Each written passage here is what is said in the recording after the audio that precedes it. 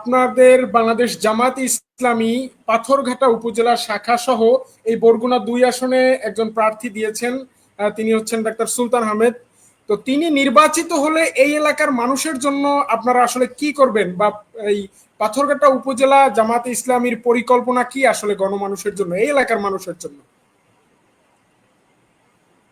জি, সম্মানিত দেশবাসী, আসসালামু আলাইকুম রহমতুল্লাহ। আমি আপনার মাধ্যমে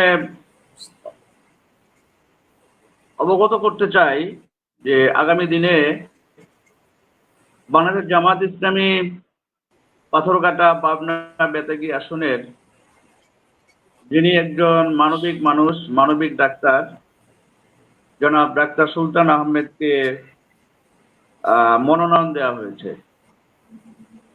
তো জামাত ইসলামীর মূল লক্ষ্য হচ্ছে মানবতার সেবা এবং দেশ পরিচালনায় যোগ্যতা অর্জনের মাধ্যমে আল্লাহ তাআলার সন্তুষ্টি লাভ করা। এটাই হচ্ছে আমাদের ভিশন এবং মিশন। মানবতার সেবা এবং দেশ পরিচালনার যোগ্যতা অর্জনের মাধ্যমে আল্লাহ তাআলার সন্তুষ্টি অর্জন করা। ডাক্তার সুলতান সাহেব অত্যন্ত একজন মানবিক মানুষ। তিনি যদি পাথরঘাটা, পাবনা এবং বেতাগী, তার নিজের বাড়ি বেতাগীতে, আমরা তাকে নিয়ে প্রোগ্রাম চলছে, আমাদের বেশ কিছু প্রোগ্রাম হয়েছে।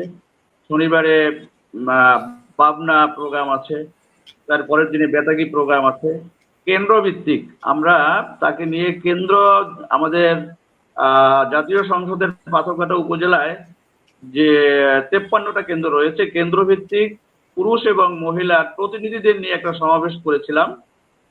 তো আমরা এই জনগণের নিকট মূলত ইসলামের ব্যাপক দাওয়াত প্রদান, সর্বস্তরের মানুষের মাঝে সেবার মাধ্যমে সংগঠনকে শক্তিশালী এবং মজবুত করা, সমাজের সকল স্তরে, সকল সেক্টরে সৎ এবং দক্ষ লোক তৈরি করে সংগঠনকে দেশ পরিচালনার যোগ্য রূপে গড়ে তুলে ন্যায় ও ইনসাফ ভিত্তিক সমাজ প্রতিষ্ঠার মাধ্যমে আল্লাহর সন্তুষ্টি অর্জন করা, এটাই হচ্ছে আমাদের লক্ষ্য। আমরা এমপি হব, এটা আমাদের লক্ষ্য নয়। আমরা রাষ্ট্রীয় ক্ষমতায় যাব, এটা আমাদের আসলে লক্ষ্য নয়। আমাদের লক্ষ্য হচ্ছে আল্লাহর সন্তুষ্টি অর্জন করা। তো এই লক্ষ্যকে বাস্তবায়নের জন্যই আমাদের কিছু লক্ষ্যমাত্রা রয়েছে। 4 দফা কর্মসূচি রয়েছে, দাওয়াত তাবলিগ রয়েছে, সংগঠন রয়েছে, প্রশিক্ষণ রয়েছে, সমাজ সংস্কার এবং সমাজ সেবার কাজ রয়েছে, এবং রাষ্ট্রীয় সংস্কার এবং সংশোধনের কাজ আছে। আমরা বিগত পতিত সরকার, যারা স্বৈরশাসক ছিল, ফ্যাসিস্ট সরকার ছিল, সেই আমলে জামাত ইসলামী প্রকাশ্যে কোনো কাজ করতে পারে নাই। জামাত ইসলামী প্রকাশ্যে কোনো কাজ করতে পারে নাই। এরপরেও জামাত ইসলামী পাথরঘাটা, পাবনা, বেতাগীতে যথেষ্ট ভূমিকা রেখেছে। আপনি ধরেন আমাদের পাথরঘাটা 9 নম্বর ওয়ার্ডে যে অগ্নিকাণ্ড হলো, এই অগ্নিকাণ্ডে আমরা প্রতিটি পরিবারে 10,000 টাকা করে দিয়েছি। এমনকি সেখানে আওয়ামী লীগের একজন ওয়ার্ড সভাপতি ছিলেন, আমরা তাকেও দিয়েছি। আমরা সেখানে আমরা মানুষ দেখেছি। আপনারা জানেন যে টলার ডুবিতে অসংখ্য মানুষ নিহত হয়েছে। আমরা কিন্তু বাহিরে কোনো প্রোগ্রাম করতে পারিনি।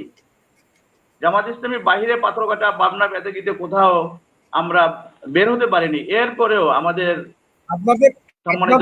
পাশাপাশি আপনাদের সাথে আমি একটু বলি, একটু আপনার সাথে একটু অ্যাড করি, সেটা হচ্ছে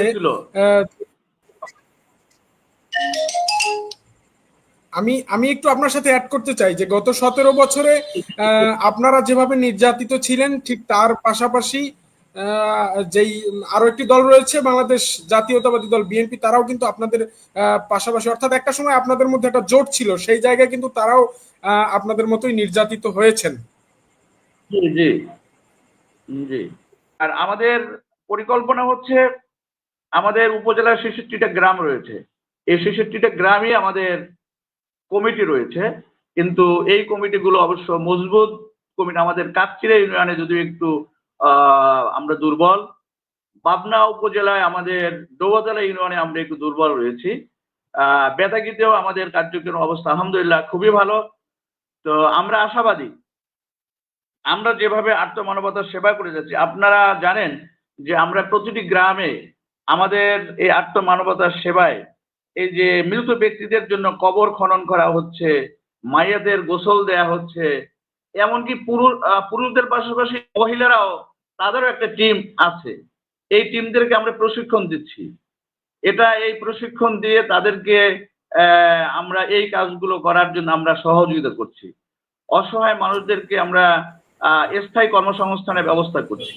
কাউকে আমরা জেলেদেরকে জাল কিনে দিচ্ছি, এরপরে অটো রিক্সা কিনে দিচ্ছি। এরকম নজির আমাদের অনেক আছে। ইনশাল্লাহ ভবিষ্যতেও সুলতান আহমেদ ভাই যদি আমাদের আসতে পারে, তিনি একজন, তার ছেলে ডাক্তার, তার ওয়াইফ ডাক্তার, এবং তার পরিবারের সকলেই ডাক্তার। তিনি একজন যথেষ্ট ভালো মানুষ। 8 সালে নির্বাচনে উনি এসেছিলেন, কিন্তু খন্দকার সাহেবের সাথে একটা সমঝোতা হয়, তখন বিএনপির সাথে আমাদের একটা কোয়ালিশন ছিল, সেই জন্য তিনি আসলে আর নির্বাচনে থেকে সরে দাঁড়িয়েছিলেন। আমরাও খন্দকার সাহেবের পক্ষে কাজ করেছিলাম।